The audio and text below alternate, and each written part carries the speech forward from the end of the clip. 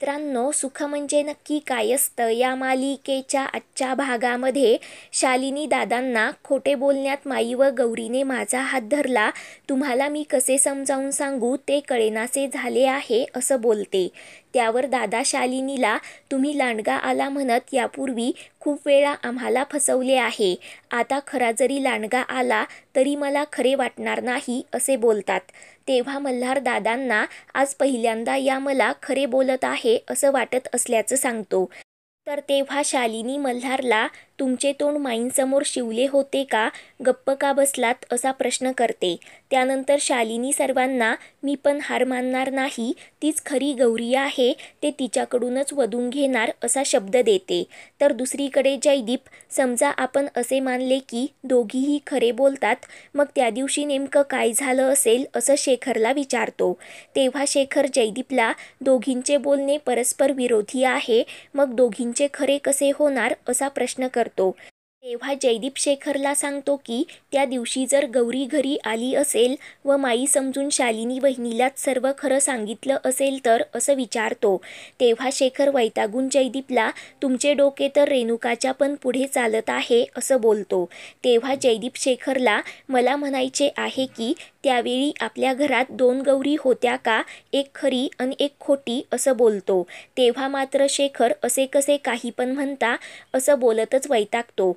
तेव्हा जयदीप शेखरला शालिनी वहिनीने सर्वांसमोर हे सांगितले म्हटल्यावर त्यांच्या बोलण्याला काही ना काही आधार नक्की असणार, खरंच आपली गौरी घरी येऊन गेली होती का असा विचार करतो.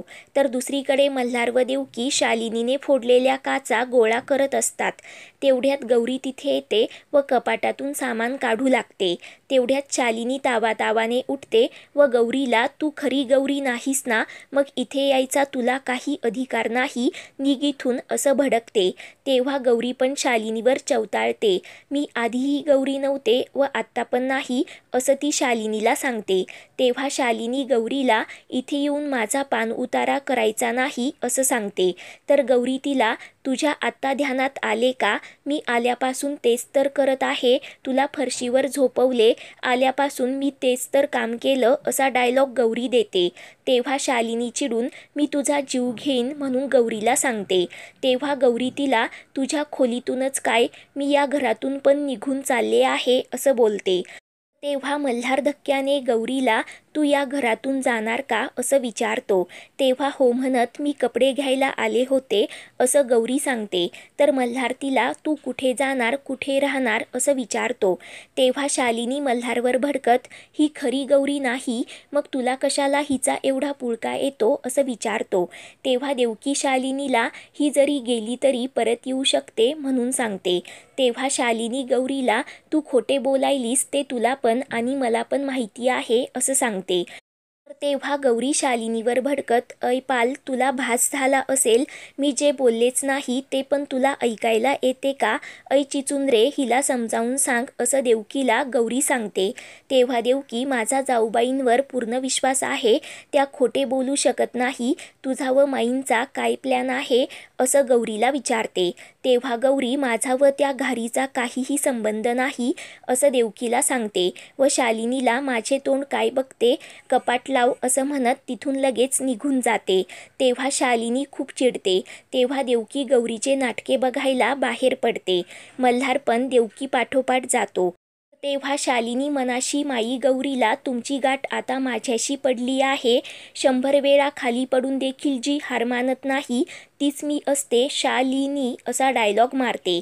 तर दुसरीकडे रेणुका जयदीपला ती गौरी घर सोडून जायचे म्हणत आहे म्हणून सांगते. तेव्हा जयदीप अजून एक नाटक बघा असे बोलतो. तेव्हा शेखर रेणुका घाईघाईने बाहेर पडतात. शेखर पाठी येतो व जयदीपला तुम्ही पण आमच्यासोबत चला, जर शालिनी वहिनी म्हटल्याप्रमाणे ती खरंच आपली गौराबाई असेल तर तुम्ही आयुष्यभर पस्तावताल असं जयदीपला बोलतो. त्यानंतर दादा माईंकडे येतात. तेव्हा माई दादांना ही शालिनीची नवीन चाल आहे, जोपर्यंत ही चाल यशस्वी होत नाही तोपर्यंत ती तिचा पिच्छा सोडणार नाही असं सांगतात. तेव्हा दादा यात त्यांची काय चाल असं विचारतात. तेव्हा या गौरीला तिने जोगतिनीला हाताशी धरून घरात आणले असेल तर अशी शंका माई घेतात. तेव्हा दादामाईंना तसे जर असते तर गौराबाईंनी लगेच मान्य केले असते म्हणून सांगतात. तेवढ्यात अम्मा तिथे येते व गौरी घर सोडून जायचे म्हणत आहे असं दादामाईंना सांगते. तेव्हा दोघांनाही मोठा धक्काच बसतो. तर दुसरीकडे शेखर जयदीपला ती एकटी पोरगी आहे, तिचे बाहेरच्या जगात कसे होणार असं विचारतो, परंतु जयदीप काही ऐकत नाही.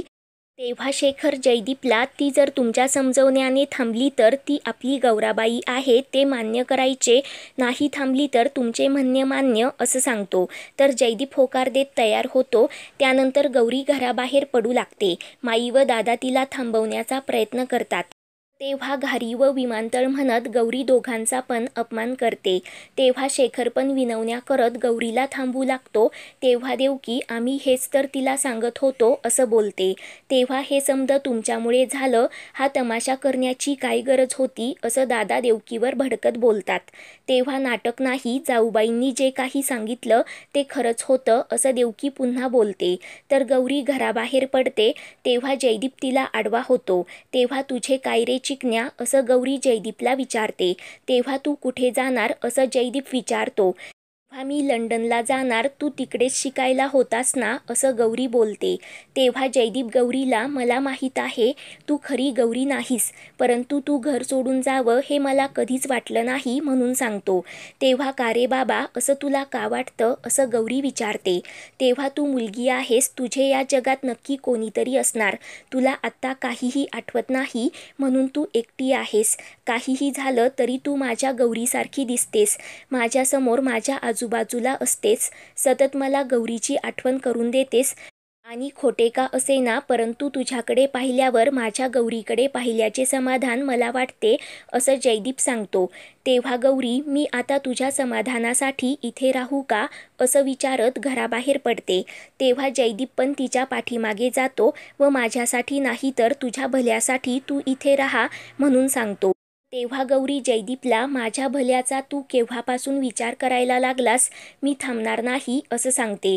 तेव्हा तू जर आज घर सोडून गेलीस तर शालिनी वहिनीने माझ्या माईंवर जे काही खोटे आरोप केले ते कधीच दूर करता येणार नाही असं जयदीप सांगतो. परंतु गौरी मी निघाले म्हणत जाऊ लागते. तेव्हा जयदीप गौरीचा हात पकडतो. तेव्हा गौरीच्या अंगावर लगेच काटा येतो. ती जयदीप सोड नाही तर बोंब ठोकून सर्व गाव गोळा करेन असं सांगते.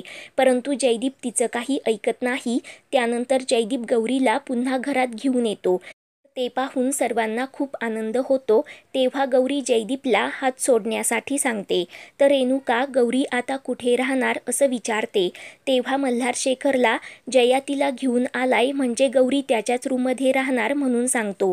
तेव्हा गौरी नकार देत मी त्या पांढऱ्या पालीच्या खोलीत राहणार असं सांगते. देवकी लगेच शालिनीकडे जाते. दादा जयदीपला गौरीला खोलीत घेऊन जा म्हणून सांगतात. तेव्हा जयदीप शेखर गौरीला शालिनीकडे घेऊन जातात. तेव्हा शालिनी व देवकी दरवाजात आडव्या उभ्या राहतात व तू निघाली होतीस ना, मग परत का आलीस असं विचारतात. तेव्हा जयदीप शालिनीला मीच तिला थांबवले म्हणून सांगतो. तेव्हा शालिनी जयदीपला का तुमचे जुने प्रेम जागे झाले का असा प्रश्न करते. तेव्हा शेखर ही पोरगी गेली तर तुम्ही खरे सांगत होता ते तू कसे सिद्ध करशील असं बोलतो. पुढील भागात गौरी शालिनीला आता मी हे घर सोडून जोपर्यंत जाणार नाही तोपर्यंत खरी गौरी येत नाही असं बोलते. पुढील भागांच्या अपडेटसाठी चॅनलला